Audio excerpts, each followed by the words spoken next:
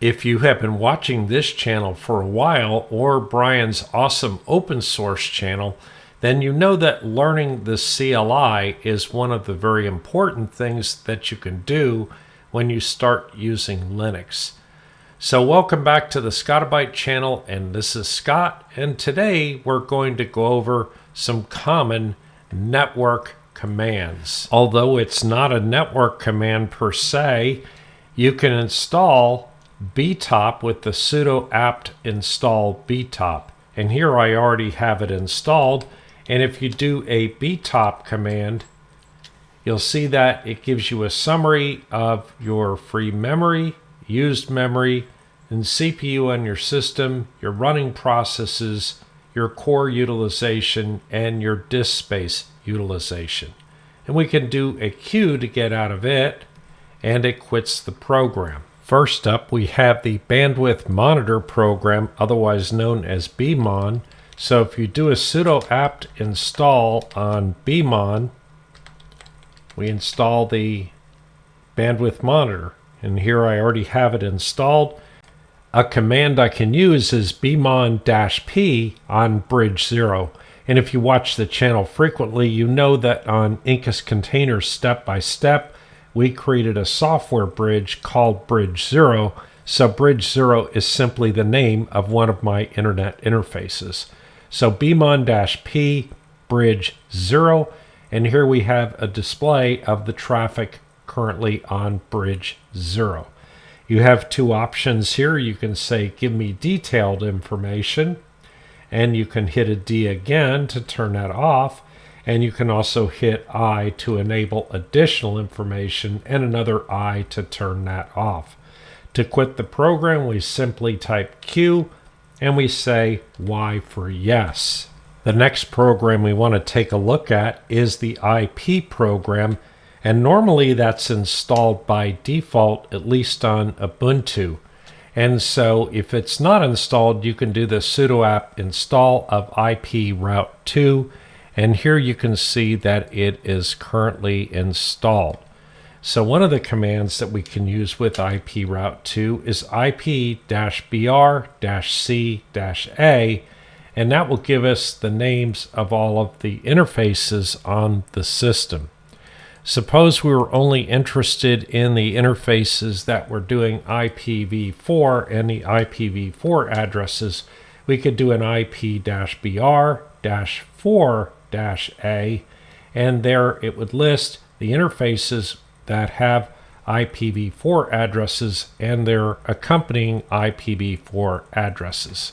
You can also use the IP command to look at one particular interface, and here's an example where I do an IP-BR-4 address show device bridge 0, and here it says that bridge 0 is up and running, and its address is 172.16.0.100 with a subnet mask of 16.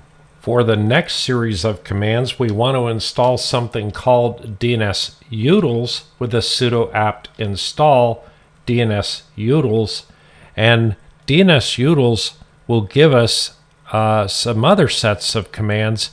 There's also an alternate package, and in some cases a newer package called inet-utils-traceroute. And so I've already got that installed on this particular system. So examples of things that you can do with it is you might do a trace route of, say, Cloudflare. And this goes ahead and shows you all the intermediary nodes all the way from my router all the way to the Cloudflare.com system. There's another tool similar to traceroute which may already be installed on your system, but if not, you can do a sudo apt install mtr-tiny. And so mtr-tiny is kind of like a combination between ping and traceroute. So in order to do that, you can do an mtr cloudflare.com, and you'll see here that it is doing a ping command, and it's also showing you the traceroute, and it's updating the packet loss and statistics on all the intermediary nodes as it does that. And then to get out of that, you can simply do a queue. Since we have DNS utils installed, we can do an NS lookup of Cloudflare.com, and it will give us the answer as to which IP addresses it points to, and Cloudflare.com points to more than one address, both from an IPv4 and an IPv6 perspective. In addition to that, we also have the host command. So we can do host Cloudflare.com, and it will give you a similar output with a little bit different information. The next package that we want to install, which I use on the channel all the time, is net-tools with a sudo apt install net-tools, and you can see again that that's already installed on my system. One of the first commands that you have under net-tools, and I talk about it all the time on the channel, is ifconfig. And that's simply interface config, and it gives you all the information about your various interfaces on your system. Another command that net-tools provides is the route command. And so the route command goes ahead and gives you your routing table and shows you where your addresses are currently routed to. So we can see here that the default route is my UDM Pro, and it says UDM because I have a local DNS entry for UDM and its address. Another command in net-tools that I've frequently used is IP route show. And this really is the same as the route command, except that it is an updated command because eventually they will deprecate the route command. And in fact, for that matter, IP command compared with ifconfig, IP would be the newer version of the command, and ifconfig will eventually be deprecated as well. The ARP command is used to manipulate and view the address resolution protocol cache, or ARP cache, which maps IP addresses to MAC addresses on a local network, and you can view the ARP table with an ARP -A.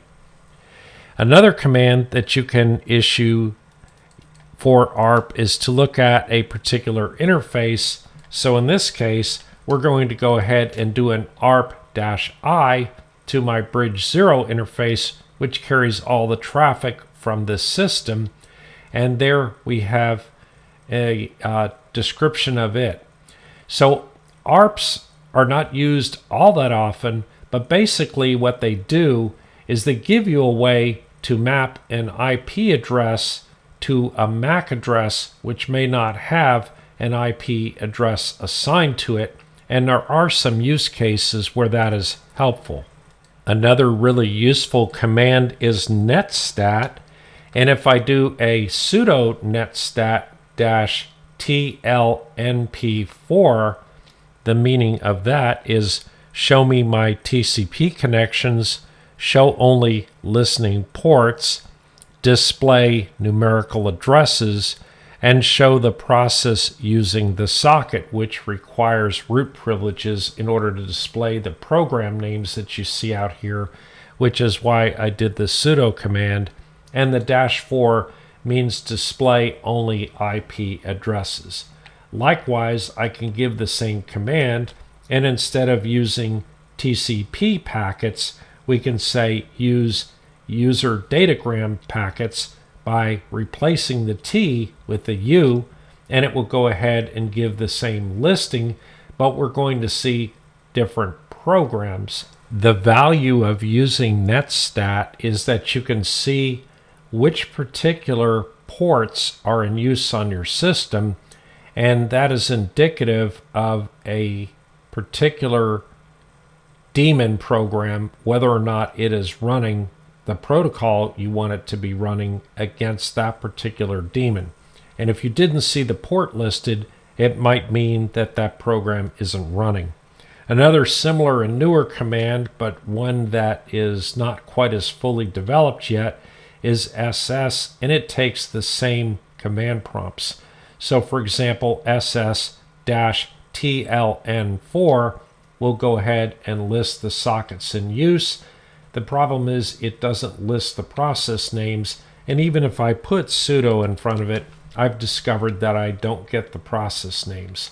So I really prefer to do the sudo netstat-tlnp4, and that will go ahead and list the associated programs for the ports that are in use. There are many other programs that are used to display and to modify your network configuration. One of the most notable is NMCLI, which stands for Network Manager Command Line Interface. If you're using Ubuntu, I highly encourage you to configure your network using NetPlan, which I've covered on the channel many times before. Anyway, that's it for today. Please subscribe and like to the channel, and don't forget to hit your notification bell, and we'll see you next time.